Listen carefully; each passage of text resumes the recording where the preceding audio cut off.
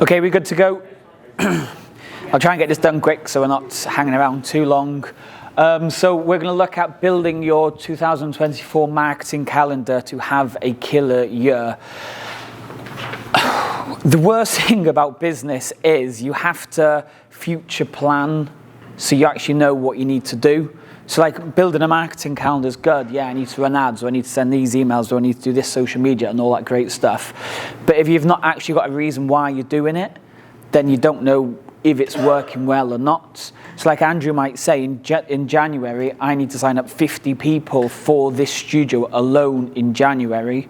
So that's 50 people. But now he's got to work all the way backwards. Is that £50 a sale in Facebook ads? So he's talking almost like 25 grand in ad spend, or does that mean he needs to go and deliver 50,000 flyers?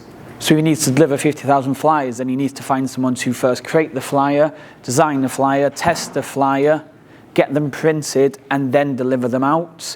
So marketing is so much fun. It can grow your business really quickly, but if there's no real purpose, if you don't actually know why you're doing it, it's going to be so hard to get it. And this is what we're going to talk about, why we need a marketing calendar. So firstly, it's been a great day so far. Big thanks from me and Ash to everybody for turning up. Big thank you for Andrew for hosting it. Cheers, big man. Big thank you to Neil and Nikki, wherever he's gone, for doing some talks today. Hopefully you all stayed awake for most of it, which is good. Can't forget, obviously, Holly and Sarah, both at the back. Well done for having to listen to me and Ash talk all the time about this stuff. Hopefully everyone's taken something out of today so far, and you can kind of see how all of our stuff kind of intertwines, although we're all kind of different in what we do. Ash is very much online. I'm very much lead gen. Neil's very much sales. Nikki's very much business development, profits and all that stuff. It's all interlinked with each other, and I think that's why it's been hopefully a good day, because you can see different aspects of it. The next Fit Pro Social, we haven't decided when it's going to be. Usually we kind of know, but we're probably aiming for Q2 of next year. So we'll let you know about that. And we do have our first only ever client summit, which Ash said you're coming, I think. No, I can't come. You can't come. You might be coming. You're coming. So if you are clients, reach out to me or Ash and we'll tell you more about our clients only events. Anyway, let's get started. So does this sound like you? When it comes to marketing and growing your fitness business, are you just guessing? Like the perfect example, tomorrow is, what day is it tomorrow? Friday. Tomorrow is the perfect example. Are you going to wake up tomorrow and think, shit, Black Friday, fuck, I've got all these emails, what am I going to do? £50 off anybody that signs up to our front end. And then it's like, oh, how am I going to tell everybody? Oh, I need to write an email out. I'll just write a quick email, or I need to do a quick Facebook ad or a quick social media post. Because you haven't planned it, you don't know if it's going to work, and you're going to blast out 5,000 emails and you get nobody sign up, nobody opens it because you haven't been warming that email list up. It's just all about future planning and everything. Making it up as you go along. Oh, it's been really slow this month. I'm going to turn Facebook ads off because they don't work. Or my email rate is rubbish. I'm just going to kind of just bin it. Because we're not really thinking about it properly. Just chucking cash at advertising and hoping it works. They say just chucking shit at a wall and hoping it sticks. Like if it doesn't stick, then what do? Just move on to the next thing? Or do we find out why it didn't stick? So this probably sounds like a lot of us. Would we kind of agree with some of that? Yeah? You're not alone. This was how we ran FitHub 30, my own studio. This is how I used to do it. I just think, copy Andrew, who seems to be doing well. Copy Ash, he seems to be doing well. Nikki posted an interesting post last night. I'm going to give that a go. And then just kind of scattergunning around trying to do different things. And it all led to this. Like, how many of us have this issue of sleepless nights? This is a big one if you have staff. If you don't have staff, you might not have as many sleepless nights. So when it's just you and your business, like new leads and new sales, you're not really worried about that type of stuff. It's more of a case of, that was a great session with that lady yesterday, or a great session with the team, and everyone's loving it. But when you start adding staff in, everything changes, and it changes overnight. Like my biggest fear, and it doesn't matter how well we're doing right now, if I can't pay staff at the end of the month, fuck, I've let everybody down. Once you get staff, the game changes big time. So how would I pay staff if we don't make new sales? So that was the question I was asking myself all the time. I need to be making sales, I need to be making sales. And I was all over the place. Once the ads stopped, I just switched them off. Or the best example was I got really full at one point and turns the ads off. I was like, I don't need any ads, I'm full. A couple of clients left, yeah, I'm still full. A couple of ads left, oh yeah, it's okay. And then like 10 ads left, or 10 clients left, and I'm just like, oh my God, I've got no money to run ads anymore. What do I do? I'm stuck, because I hadn't thought about it. And I saw someone else succeeding, so I was like, oh, Andrew's opened his second gym, or Andrew's opened his third gym. Shit, I need to do the same as that. What's he doing? Trying to spy on his stuff, trying to copy his social media posts, because I'm just making it up as I go along. And it was a constant headache, like heartbreak and headache and all this stuff, which led to sleepless nights. The worry of it that I'm just not going to generate leads, I'm not going to make sales, and obviously can't pay the staff. Something had to change, so this is why I created, I'm calling it a 5-part marketing and business plan or calendar. So it was really easy for us to almost make it predictable. We know what we need to do because we're future planning it. Focus on the 5 core pillars to predictable fitness business. This is very different to what Nikki's talked about. So Nikki talked about 7 pillars, did you say, or 5 pillars? 5 pillars. These 5 pillars are very specific to lead gen and sales. There's a little bit of staff retention and development in there. So my 5 pillars are different to Nikki's, because Nikki's is business development, where I'm talking about lead gen and sales straight away. So we've got business focus, online lead gen, offline lead gen, client retention, team development. Once you got all that stuff, everything gets really easy moving forwards. Make sense? Okay, so who am I and why should you listen to me? I'm David Kyle. I know a few of you, there's a few guys I don't know in this room. I was the owner of Fit Hub 30, so I had my own studio. I started the boot camp back in 2015 in North Wales, where you turn up at 6 o'clock in the morning, nobody turns up and it's pouring down with rain, and you think, oh God, yeah. Or one person turns up and you say, I'll pay you next week. You're just like, oh. It was like they're the worst times, yeah. Moved to Southampton, I started doing a small group, over 30 ladies. That's when I started FitPro, because quickly I learned Facebook ads, quickly became full, and people started asking me how I was doing it. I opened my first studio in 2018. It was in Cardiff. We grew it to 2 full-time staff and the gym manager, all going really well. But FitPro was growing really quickly. Like FitPro has 11 staff. We work with clients all over the world. FitPro just takes up a lot of my time. Somebody just said to me, Dave, I know you're really busy. Do you want to sell your gym? And I was just like, oh. I think I spoke to you about it, yeah. I spoke to a few people about it, and it just made more sense to sell the gym than just keeping the gym on, because it's like, as a few of you have probably tried various bits. You want to become an online coach, plus you want to try and do some drop shipping, plus you maybe want to sell some clothing on the side, and you want to do all these other things, and you can't just do them all because you're doing too many things. Once you've got that one thing, or maybe 1.5 things, it's so much easier to focus your attention on getting it right. So I sold the studio, and now I just focus full time on sharing exactly what worked and what didn't work with all of you guys sat here today. No more blindfold marketing. So you don't just propose and get married the next day. Well, that's what I thought. That's how it happened, and Holly told me it's not how it happens. Yeah. You don't just wake up like tomorrow and think, shit, everyone's doing a Black Friday, I'm going to jump on the bandwagon and do the same thing, okay? We need to plan and organize in advance. The more we know what we're doing, the more predictable and easier it gets, because we've got a roadmap, we've got a structure to follow, and our life's just going to be so much easier, it's going to be stressless. Giving us every maximum chance of succeeding, because we know what we need to aim for. Andrew needs 50 members at the start of January. What does he need to do? Does he need to get a waiting list? Does he start selling now, get people to pay deposits now so they pay the rest in January? Does he give them the whole of December for free to start in January? Like, there's loads of ways of doing it, but once we plan it, it's easier to get that over the line. So we plan, we calculate, and we organize. So once we've got all that done, we then start to get the results. It might sound, it really is that easy. Like, ask Nikki, ask like the guys with really successful businesses. Once you've had to go through the grind and all the hard work and all the hassle and everything, you'll get to a point and think, fuck me, it's actually not too hard running a fitness business or any business in general. Once you've got it right, it's going to take time. It's not going to happen overnight. Like Alan, what was your name? Sam. Well, Sam was asking me how long's FitPro been going. Like, FitPro's been going 8 years. Like, I've not just got to where I am overnight. It's taken me 8 years to want to get to. Neil, what did you say? When did you start? 2002, did you say? What?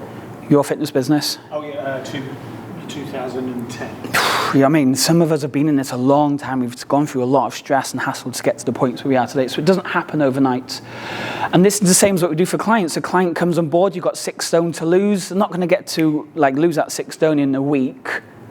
It's going to take time to get them there. We've got a plan. We were talking about periodization earlier, we said to somebody. Was that you that was saying that? Yeah. If you say that to a client who has no idea, they have no idea what periodization is, but we do as Fit Pros. We understand what it needs to do to go through the stages for that weight loss to happen. So the complete marketing plan. We need to create a predictable and scalable fitness business, which is more than just leads and sales. We need to have fluid branding. So branding is super important, where somebody almost sees your advert and they recognize it straight away. Not just the colors and logos, it's the feeling in it too. So like Ash was talking about earlier, the niche and avatar, that the advert, the ad copy, the images needs to really relate to them so they can see themselves in it and believe that that is them. The right offer, and obviously the business development side of things too. Client retention and referrals. It's really funny. Like, I need to make more sales, I need to generate more leads, and then we kind of forget about the people already paying the bill. Keep those people happy and you have to spend less time finding new people. Online and offline marketing, driven staff. We just talked about staff now. Keeping staff happy will keep clients happy, which means clients will stay for longer. Anyway, let's get into it. So the 5 pillars, let's get to work. The 5 pillars are business focus, online lead gen, offline lead gen, client retention, and team development. So they're the 5 pillars. The worst thing is there's so many sub-pillars to each of them, and I've kept it really simple not to go too deep, otherwise you'll just have a super extensive list, okay? So the key to the whole plan is getting the business focus, understanding why you need to create a marketing plan for each month and each quarter. So we start off with a monthly theme. So December's monthly theme could be what? Christmas. Yeah, super easy. Now you know it's Christmas.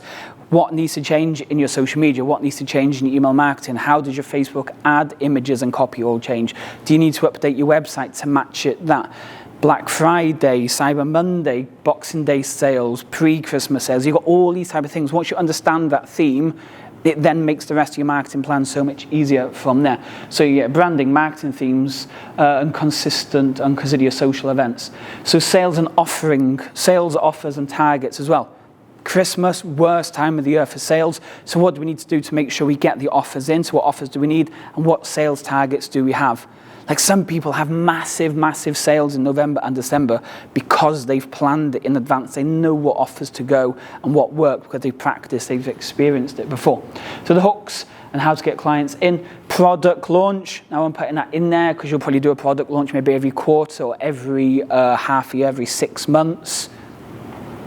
So like we say, done quarterly every 6 months. A product launch could be, we're going to start selling supplements. You don't just do it overnight. You might need to do some research, which supplements will make me the most profit, which supplements will actually be sold. Where do I need to source them from? Do I need to try a few first to make sure it fits? Does my team understand how to market these supplements to the staff? Does the team also get some sort of commission if they sell it? Again, don't just decide overnight. Plan it in advance. Do the research that needs to be into it to get those results. And once you've got the marketing plan, it's going to guide the rest. Once you've got the business focus, it's going to guide the rest. It's going to make everything else so much easier from there. So don't do the rest until you've done this part. Number 2, online lead gen. So I'm lucky enough that when I got into business a long time ago now, Facebook ads had just started. I could not imagine opening a studio now without Facebook ads. I just couldn't. I just wouldn't know, like, how do you possibly find clients? I could turn Facebook ads on now, get a lead for like 3 or 4 quid and sell to that person. It really is that easy. Or you put an ad on, wait a couple of days, get a couple of leads, chase them all down, and then you make a sale for 50, 60 quid. Like, it's so easy right now. Couldn't imagine doing it back. Could you imagine doing it back in the day? No. No, oh, yeah, I mean, I back when I had the football coaching business, there was a local newspaper, and they were like, oh yeah, we'll put you on page 6, it's definitely the best. And if it's like 700-800 quid, page 6, oh, sounds a bit crap, but I'm going to go with your word, pay the 700 quid. Nothing at all. Oh, what a waste of money. Put that into Facebook ads now, and yeah, 6 or 7 sales at least. What's that? Christmas face. Oh, man, going around putting flyers and all letterboxes. And, I just couldn't imagine it. Yeah. So this is broken down into 6 sections and should all focused on what the whole theme and the business plan side is. Again, I've made this short because this could be super extensive. Facebook ads is obviously going to be your number one lead generation source, I'm guessing, for all of you. Online coaches, it might differ because the way you launch ads for online is quite a bit different. Social media, but no one sees my Facebook post, or I get 1 like on my Facebook post. Yeah, not everybody likes your posts, but when it comes to time of losing the weight or whatever they want to do, they will just remember it because they keep seeing your stuff. You don't get that many likes and stuff. It's like when you ask a question in the room. Yeah. One person might ask a question, right? But when you do reels and stuff, you realise that 600-700 people have watched your reel. And it might just take 5 or 6 weeks of them seeing your post to finally reach out. Obviously, again, we can go deeper into different stuff, but what I know, and probably what everyone kind of will really grasp, if you do a post to say, I'm opening some spaces next week for my PT program, drop me a message or hit a like or something, you'll get a load more people interact. But if you say, you know what, here, let me show you a banana pancake recipe and everything, like, those posts are good, but they're not going to get you sales. So you have to post the crappy posts in mixture with the good posts to really make your sales. And if you're not making enough offers in those sales, then you're not going to get any clients. So something me and Ash talked about yesterday, no one ever talks to enough people, and you never make enough offers. Yeah, how many DMs has everyone sent this week? No. We've all got 2,000 or 3,000 friends on Facebook. Maybe 5%, 10% of those people could potentially be clients. Just message them. Hey, how's it going? And just start the conversation. Social media, blogs. Anybody write blogs? Yeah, massive for online. And blogs can be really good for local businesses as well. 5 ways mums in Cardiff, or 5 techniques mums in Cardiff can use to help tone their bottom. Again, whatever it wants to be, but then you start getting very specific with your SEO. So when people in Cardiff are searching for it, they're not going to search for Cardiff. They'll just search for 5-leg exercises, and your blog will appear a lot higher because their IP address will know they're based in Cardiff, so your blog post will show up. I'm not writing your blogs. Andrew suddenly peeked up then. Oh, that's interesting. Monthly free ebooks. Ash will tell you a lot about this for online. Such an easy way of doing it. Like, we do it all the time in our free group. Who wants a free guide so you can give away to your followers? People opt in, they send you a message, you reply to them, have a chat with them, and you can sell to them from there. Super easy way of doing it. Monthly free webinars. Oh, massive. Like, they're really, really good. Like, this is technically an in-person webinar. I've got all your attention. There's only one person playing on their phone right now, which means I've got all of your attention. Well, everyone's head went, who's up? And email newsletters. Email newsletters, massively, massively, massively underrated. Like, they work all the time, email newsletters. You do email newsletters? Yeah. So easy. Like, today, obviously, we should have warmed them up over the last couple of days to get them ready for Black Friday. And obviously, in the UK now, don't wait till Friday for Black Friday. You should have started, like, on Monday. The offer should have started Monday to try and squeeze people all the way through the week. Pillar 3, offline lead gen. This is where it gets hard now, okay? So quarterly charity events. Everybody likes doing stuff for the local community. It's really easy to get good press for this as well. You're doing a good cause. It brings all the clients in. They'll feel motivated about it as well. It's such a great way for real publicity, good publicity in the local area. Quarterly charity events. Maybe we'll move that to maybe like every 6 months, so it's not too much for the clients. We used to do Red Nose Day. Red Nose Day. They do it. They do everything for you. Yeah. It's in your name. Yeah. And we used to get 300 people at a race. Yeah. We did a 24-hour charity event for a DFib. people were turning up at 2, 3, 4 o'clock in the morning to just take part in it, donating, bringing food. It was a really good community event, and the press, in the newspapers and magazines, were all doing this event. Like, yeah, it might not bring you brand new clients right there, right now, because you're not going to stop them. Oh, you're not a member, do you want to sign up? But it's that building know, like, and trust with that community. Link with other businesses, such an easy way of doing it as well. With other businesses, reach out to Peacocks, they might want to join in it. Business of the month. Anyone ever done business of the month? Such a genius way of doing it. Like, you've got Peacocks next month, next door. He'll literally go, you know what, guys, you've won business of the month here. All your employees get a 2-week free pass at the studio starting from today. If they've got 20, 30 people, yeah, they might, out of 20, 30 people, I don't know, 15 might come and 5 might sign up from there. Obviously, be very selective about who won business of the month. You might want to talk about solicitors, accountants, higher end people, depending on what your program is based on. Such an easy way of generating new leads. Ward 1 business, a pass for 1 day free pass, 2-week free pass, whatever it is, just to get them in. Or if you don't want to give people free access, why don't you go in there and do a health and fitness talk? Take your scales with you, do a health and fitness mindset, whatever you want to call it to be, to help that local business out. Now you've been publicised to the whole of that business. Client referrals. Does everyone have a client referral plan? Yeah? What's your plan for this month? It's not so much for the month. Oh. Yeah, it's more like a evergreen. Why not monthly? The best system I recommend is for PTs, I call it instant referral system, basically, right? So like clients are hot. First 30 days when they buy, right? Honeymoon period. Yeah. Best time to get a client, right? My market was predominantly female, 40 to 70-year-olds, and with them, they needed almost to reinforce their decision, so they bring a friend. Yeah. And I found that a lot. So in week 1, I did it by snail mail letter through the door. Said, "Welcome to Body Fitness. We want to work with people like you, and here are 2 gift certificates to give to your friend for a 40-day free trial," which was our offer at that time. It cost me about £1 back in the day, probably about £2 now. But we would get like a 50% return, like people would come in and off there about 50% would sign up. So we get an additional 25%. Yeah. Just from doing that repetitively. And again, my design was rubbish. I can share the letter with everyone. I've got it still. Happy to email that. Bring your friend in, thanks, Nikki. Yeah. There's a little bit more detail than that. But he gets the point. It wasn't much more elaborate than that, but you're just doing the thing, right? And they brought people in. When we had the gym, everyone got a welcome bag when they joined. In there was a bring a friend card. In week 2, we'd always text them, hey, remember in that welcome pack I give you as a bring a friend. Everyone always trains a lot better when they bring a friend with them. It's so easy to do this online as well. But yeah, you should change the offer every month.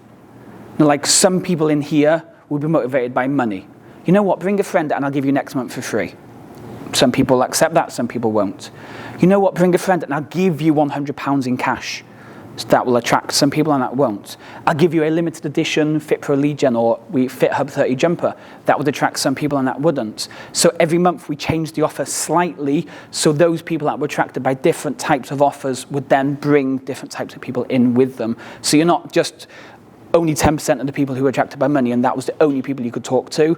That would be 1 month, the next month would change, the next month would change, the next month would change. So then we're always keeping it fresh, so it's making it easy for people to give you referrals.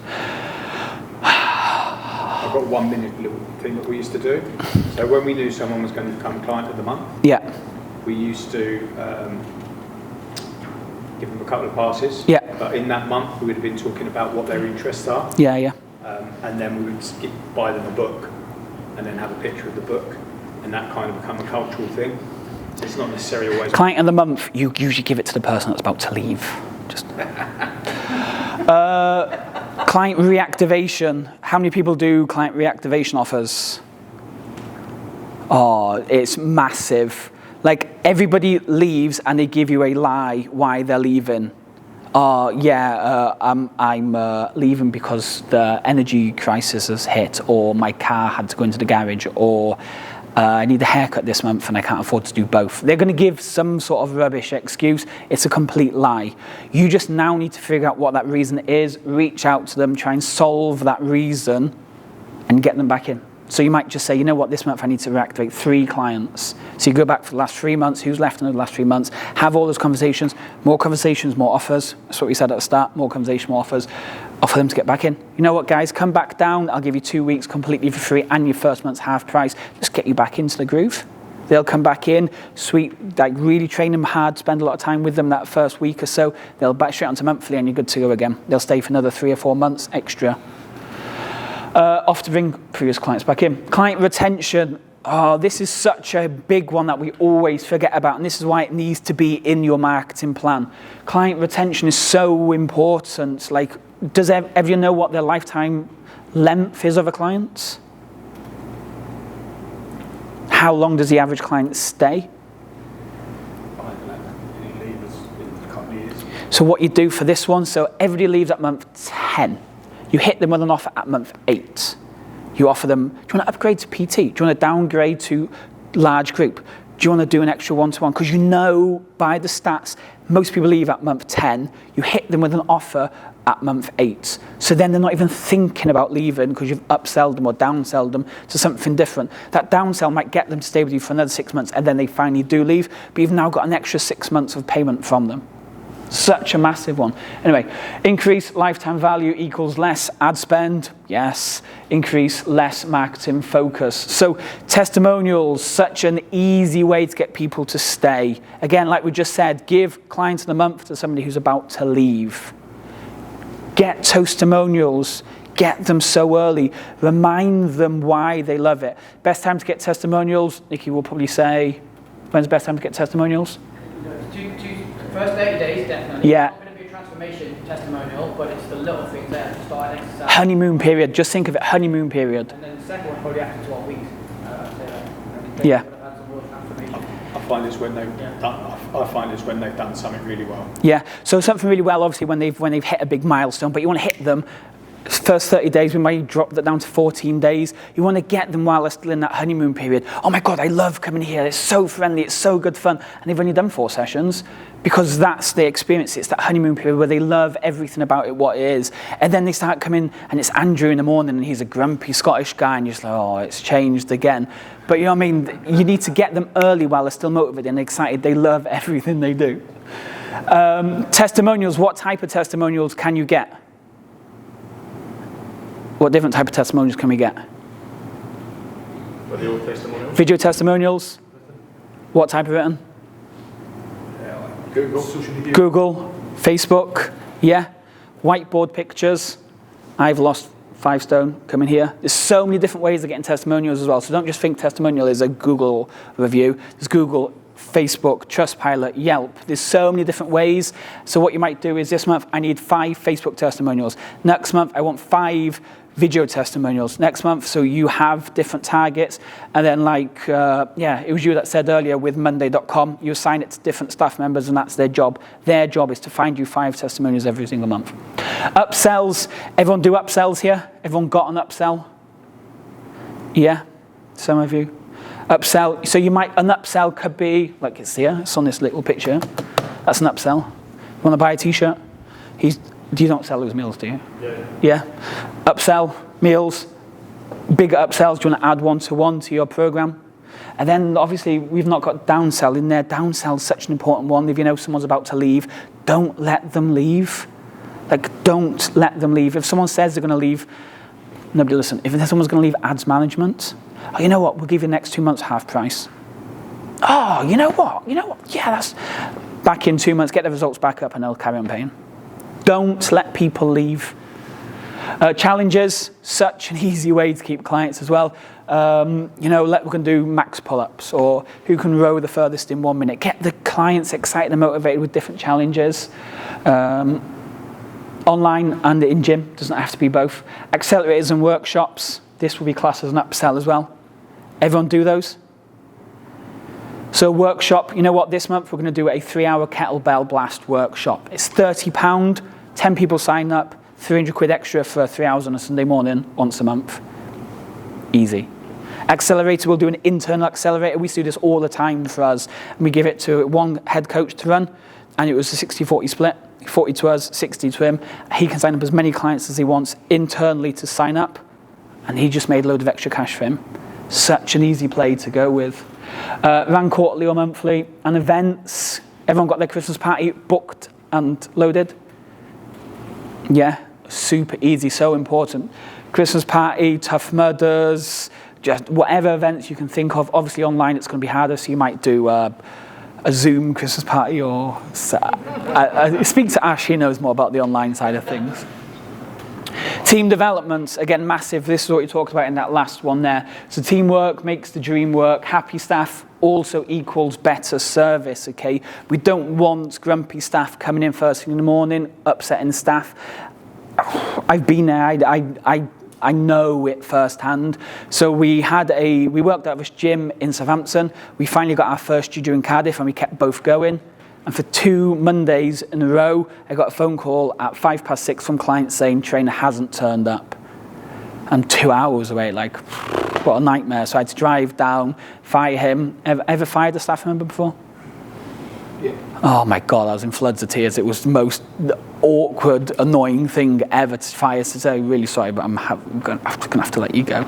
Yeah, again, we're all a bit different. I get the impression that Maxine's quite ruthless. No, I fucking hate it. Are you not? No. We call it dehiring. Okay. It's the way you were stood here and you were talking about it so confidently that, oh, fucking hell. No, I absolutely hate it. That's Connor does it. No, yeah, let's give it some minute. Connor's fine. Yeah. It's so, it's hard sacking staff, but once you get, like, it's just practice, when you get past the first 2 or 3, the last person we sacked, it was just easy. Mate, you crap work, not good enough, you're disrespecting the business, go. It's hard, but as you practice, it gets easier. You shouldn't be held prisoner by staff even. No. But again, that's why we lots of stuff like you're massive. We have now a 6-month onboarding process for a staff member, so you gradually build them into the business. Everyone know how staff works, so you never see anybody's true personality until week 12, 3 months in. So month 1, they'll do absolutely everything you say. They'll show up on time. They'll be the best person they can be because they're trying to show off. Month 2 is when you start to see a few things creep in. And month 3, and this is why lots of people struggle, is because they usually give a 3-month probation period to all new staff. And by the time you get to week 12 plus 1 day, you've passed the probation period, and getting rid of staff then becomes a lot harder. Obviously, we've got KPIs and quarterly reviews and all the extra stuff to make it so easy to get rid of staff. Team development broken down into 4 steps. Individual appraisals, do this every quarter, has to be done. They fill in a form, you go over that form with them, you rate how it's been, and then it's easy for you to promote them, give them bonuses or fire them if they think they've done a terrible job. Weekly meetings has to happen every single week, no question. Oh yeah, but my staff works part-time or they don't have matching shifts. So many different ways of doing it. You have to have a weekly staff meeting. Team activities, you're taking staff out, but take your team out. Somebody said it earlier. Was it you that said it earlier? Yeah. Take your staff out. Team building. We took everybody to like a Tough Mudder kind of event for the staff, more of a team building one. I thought it was great fun. A lot of them hated it, but yeah, I'm the boss, so it doesn't matter. It's just bonding that team. It's bringing them together so they all enjoy it. Courses and qualifications, that's what you talked about in that last presentation there. Massively important. Clients or staff want to see that they can progress in the business. Obviously, Nicky took it to another level with the way he brings staff into his business. But courses and qualifications, has everyone got their first aid certificate? Has everyone got all their CPDs? Is everyone fully qualified with kettlebells? Because there's so many weird, dodgy rules coming in these days that if someone injures their back doing a kettlebell swing and that person hasn't got a certain level of kettlebell qualification, you're liable. Like, you have to know this stuff. And obviously it's going to make it so much easier to succeed. So make it easy to succeed. This might seem like a lot of stuff that we've just talked about now, okay? This is why focusing on building each quarter is the way forward. Don't do it every week. Sit down, start the quarter, plan the whole quarter out, chop it into months and set simple targets, okay? It's going to give you a clear roadmap to success, and don't overcomplicate it. So let's take testimonials, for example. That's one of your client retention. We just need to get 5 Facebook testimonials this month. That's all all I need to do for testimonials. So easy to do. That might be speaking to 5 people this month and each of them give it to you. I mean, you speak to 20 people this month and you get it. Set simple targets for yourself. So let me show you. Again, you could take some pictures of this if this is easier. So this is kind of how we used to run it when we had the gym. So we've got the quarter broken down into months: product launch, theme, sales, staff time off, and any additional notes. Done. Online lead gen, so we've got Facebook ads, social media, blog posts, ebook giveaways, free webinars, email newsletters, free Facebook group challenge, and what magazines can we get in for free? This is the thing, isn't it? Yeah. Online, yeah? Yeah. Offline lead gen, charity events, again do that quarterly or every 6 monthly. Business of the month, referrals and reactivation. Client retention, it's probably the longest one out of all of them. Testimonials, upsells, challenges. Member of the month. Biggest loser, kind of an awkward one sometimes to give out. Birthdays, did everyone do birthday cards in the post to clients? Yeah. No other gym does it. So do it, do the small things, make a big difference. Accelerators and workshop events, and any significant dates. Again, celebrate your birthday of the gym and all the extra stuff that you're doing. Team development, so individual appraisals, weekly meetings, training and activities, courses and qualifications. So, over to you.